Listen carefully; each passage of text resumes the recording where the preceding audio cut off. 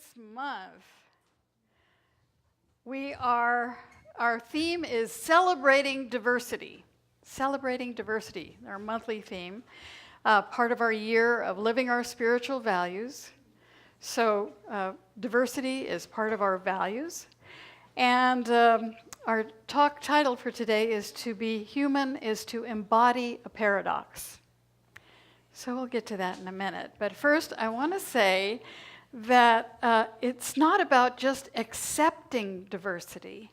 It's about celebrating diversity.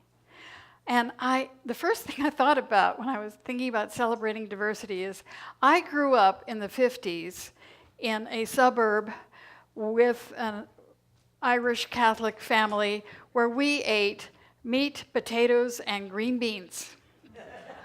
Mashed potatoes, pork chops, lamb chops, stews, roasts. You know, that was food. That was what we ate. Sometimes the meat was hot dogs, but, you know, depending on what the finances were at the time. But still, that was our diet. We didn't think anything about it, and food was not a big deal. It was like you ate because you wanted to live. It was not a celebration of life by any means. And especially the lima beans. Oh, I remember lima beans. Anyway. Flashbacks.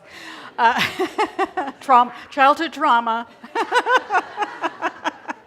But, you know, then gradually we began to diversify. We had, you know, other than tuna casserole on Friday night, we had, you know, we had, you know, openings to enchilada casserole. Now, it might have been with Fritos, but still, it was a change of pace, you know? And, you know, we had, you know, the first time I remember going to Chinatown and eating real Chinese food as opposed to canned chop suey, you know, that was an extension right there, canned chop suey. But then, real Chinese food, it was like, oh my God, this is like delicious. And just getting into all these other expressions of food, French food and German food and Hungarian food and South American food and all kinds of Asian foods. And it was like, wow. And I lived in San Francisco, so all, you know, down the street, around the corner, in the neighborhood. All of these diverse foods and people and cultures and ways they decorated their restaurants and holidays they celebrated. So all of these expansive experiences, the world coming into my awareness through food and through all of these other, you know, things that went along with it. And so, you know, celebrating diversity is really celebrating life in all of its unique expressions. And we are all uniquely expressing, and we're not just expressing differently in our food or our culture, but we're expressing differently in our culture, in our race, in those. We are all different there too. We make generalizations about all of them, all of those, you know, Chinese people are like this, and Japanese people are like this. No. There are as many varieties of people within all of these things that we've put together.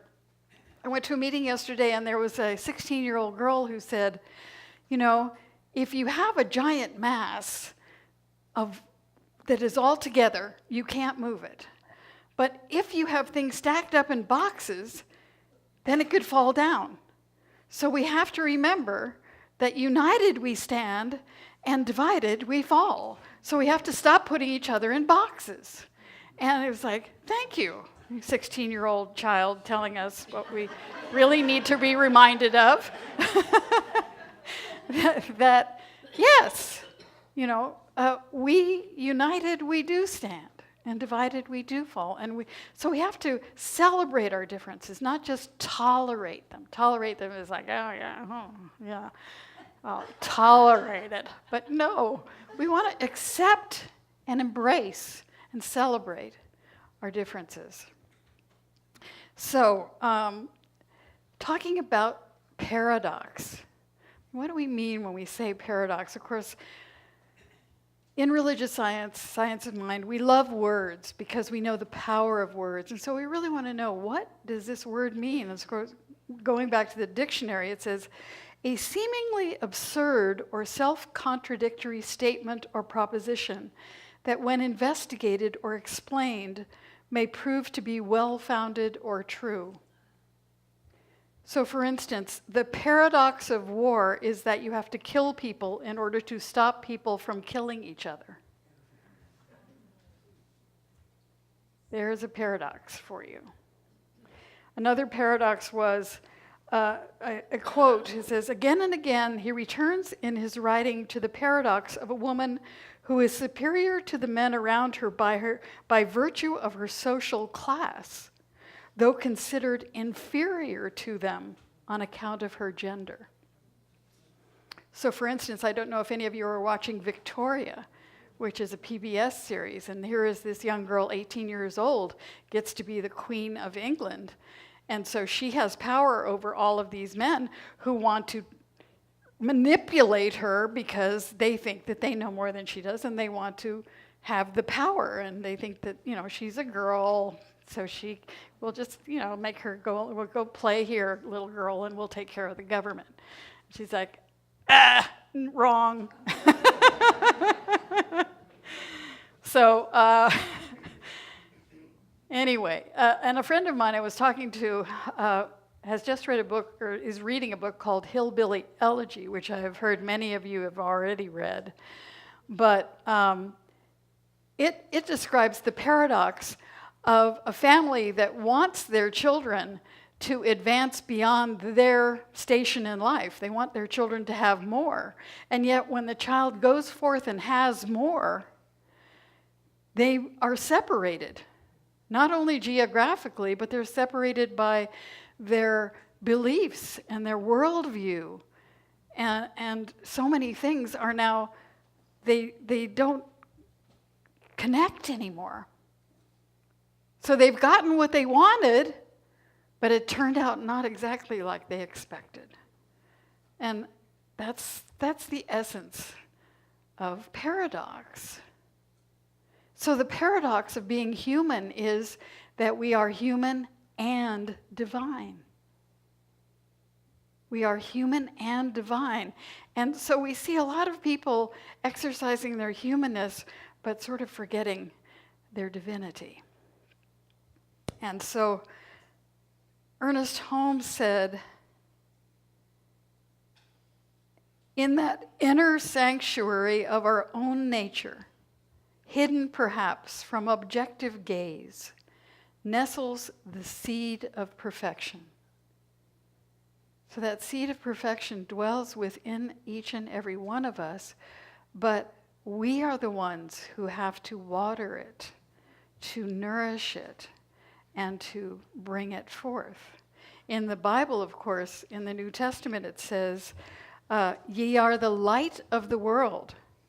A city that is set on a hill cannot be hid. Neither do men light a candle and put it under a bushel, but on a candlestick, and it giveth light unto all that are in the house.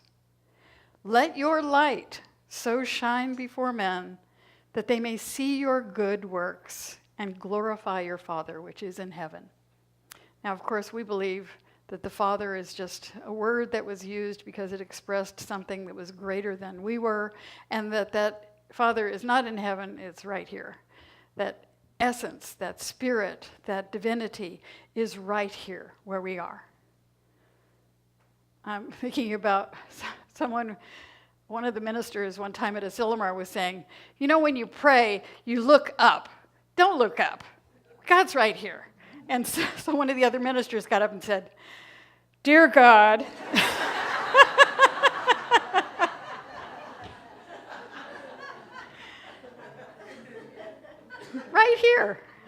right here. Ken Gordon, who's the spiritual leader of the Centers for Spiritual Living, says that we are humans practicing our divinity. So we're getting to understand, we're getting to evolve, we're getting to connect and expand into our divinity. This month, the recommended book was Blink by Malcolm Gladwell. So Blink, Malcolm Gladwell is a science writer for New Yorker magazine. He's a Canadian. And he also wrote a book called The Tipping Point, which you may have heard of. But in Blink, it's described as a treatise on how logic and thinking too much can get us into trouble.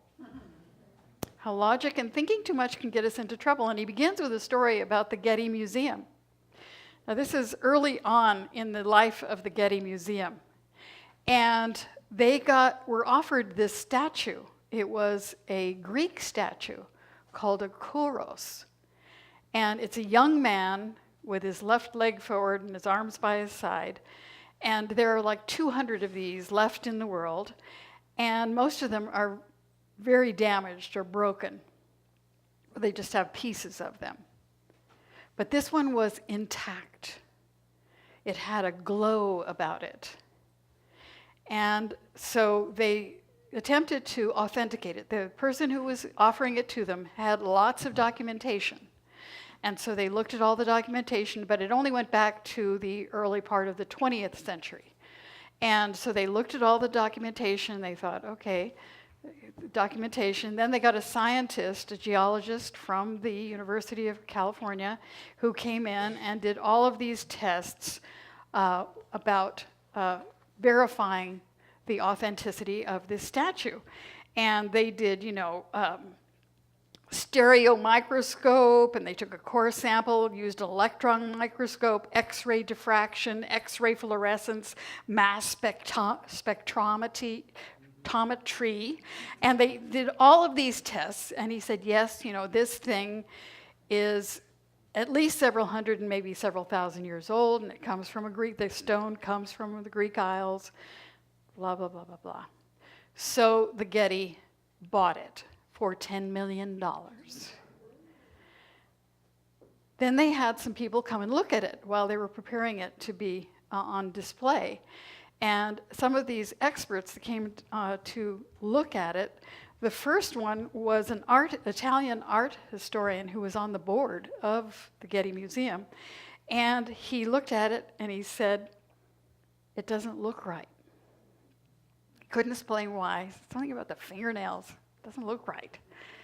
And then there was another woman, and she's like the foremost expert, one of the foremost experts in Greek sculpture. And she looked at the statue, and they told her that they were buying it, and she said the first thing out of her mouth was, "I'm sorry to hear that." She didn't know why. She couldn't tell them why she was sorry to hear that. That was her bloop, that just popped out of her mouth. Then there was Thomas Hoving, former director of the Metropolitan Museum in New York, and he always makes note of the first word that comes to his mind when he sees something he hasn't seen before, and the word was fresh. And he said, that's not a word that should come to my mind when I'm looking at a 2,000-year-old Greek statue. It shouldn't look fresh. So the Getty went back, and they looked at the documentation, and they found a few inconsistencies in the documentation. And, some other people said, one of the people from Athens, an archaeological guy in Athens said, this thing has not been in the dirt. This thing would have been buried for years, and it's not. Has not been buried. And then another geologist studied it and said, this aging process that looks like it happened could have been done with potato mold. So it turned out that it probably is a fake. So on the label for it, they say, from 63 BC or fake. Okay. But the thing was, they wanted it to be real. So they didn't listen to their own little voice that was saying, there's something wrong about this. They didn't want to hear that. They wanted to get all the information that would prove that it was right. And so they were willing to believe everything that they had been told, but they later discovered that that information was in doubt, suspect. So the people who knew about those kinds of statues had a physical reaction to it. One of them actually had he called like an intuitive repulsion when he saw it. He had an intuitive repulsion. And none of them could explain why, but they just knew that it wasn't real. It wasn't authentic. How did they do that? So there was another experiment that was done. This was at the University of Iowa. They had 4 decks of cards, 2 red decks, 2 blue decks. Each card had either a reward of money or a penalty, taking money away. And they were invited to take 1 card at a time, and the point of the game was to come out ahead, to come out with more money than you lost. So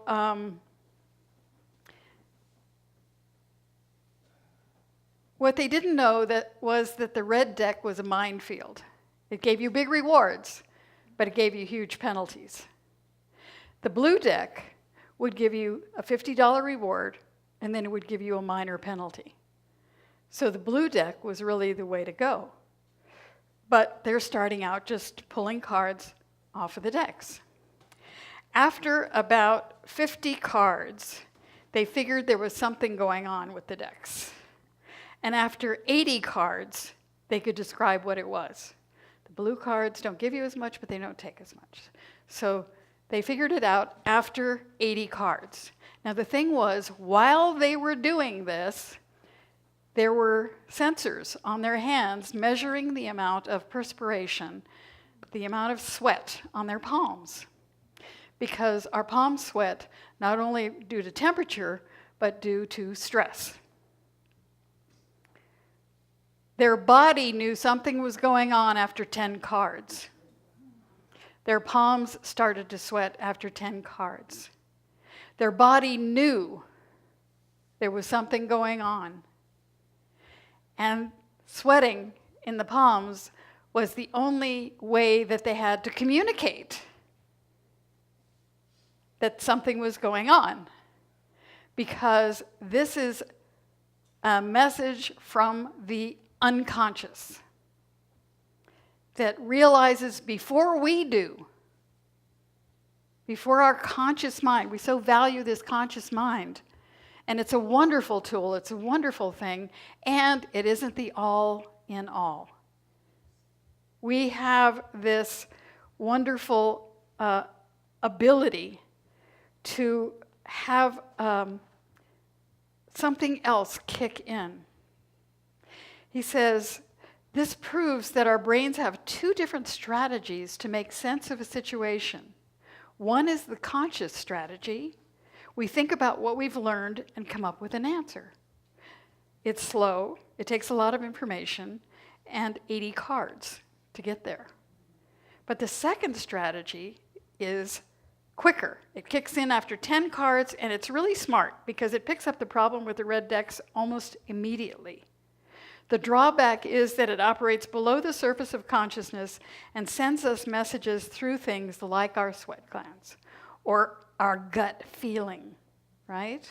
Or the tension in our back or something. So the brain reaches conclusions without immediately telling us that it's reaching conclusions. The part of the brain that is reaching these conclusions is called the adaptive unconscious. The adaptive unconscious, and apparently is one of the major new fields in psychology today.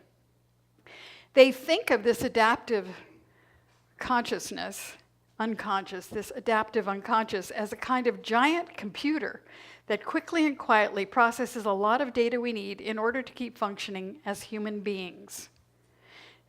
Quoting him, the adaptive unconscious does an excellent job of sizing up the world, warning people of danger, setting goals, and initiating action in a sophisticated and efficient manner. And we toggle back and forth between the conscious and unconscious, this adaptive unconscious, all the time. So, the thing about science is that they keep thinking that consciousness is an epiphenomenon of matter. That means it is happening in the brain. But conscious is not happening in the brain. It's happening everywhere. The brain is the receiver. It's like the TV set. You know, just because your TV isn't working doesn't mean the station is not broadcasting, right? So we are open to realizing that there is consciousness all around us. Now, we have a teaching symbol up there on the wall. If you haven't been in class, you may not be familiar with it, but the upper part of it is our conscious awareness. That which is conscious makes decisions, studies things, figures things out. The middle part is what Ernest Holmes called the subjective mind, the unconscious. But in that unconscious is not only every human thought that has ever been thought. It's got the collective unconscious.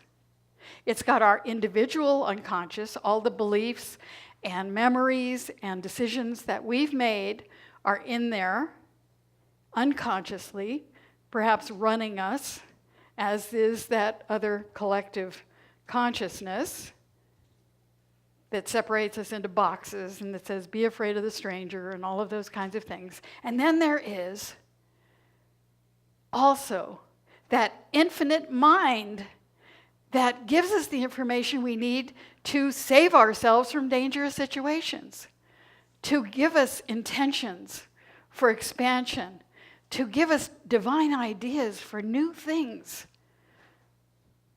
It's in there too.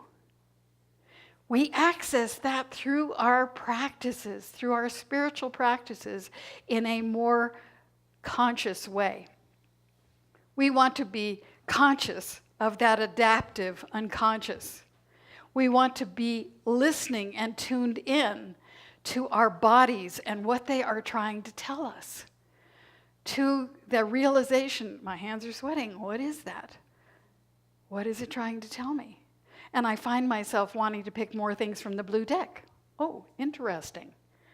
You know, being conscious that something is trying to communicate to us, you know. So we're having an experience where we're getting a pain in our gut about something. Somebody's telling us or something, and it's like, oh, that does not feel right. That does not feel good. So we have all of these capabilities of this divine absolutely present within us. Holmes says, the mind is filled with the accumulated doubts of the ages, as though a vast abyss of doubt, fear, and uncertainty were standing between you and your desires. So we're always called to look beyond what's out there, look beyond the conditions, because everything that's out there came from an old thought, previous thought.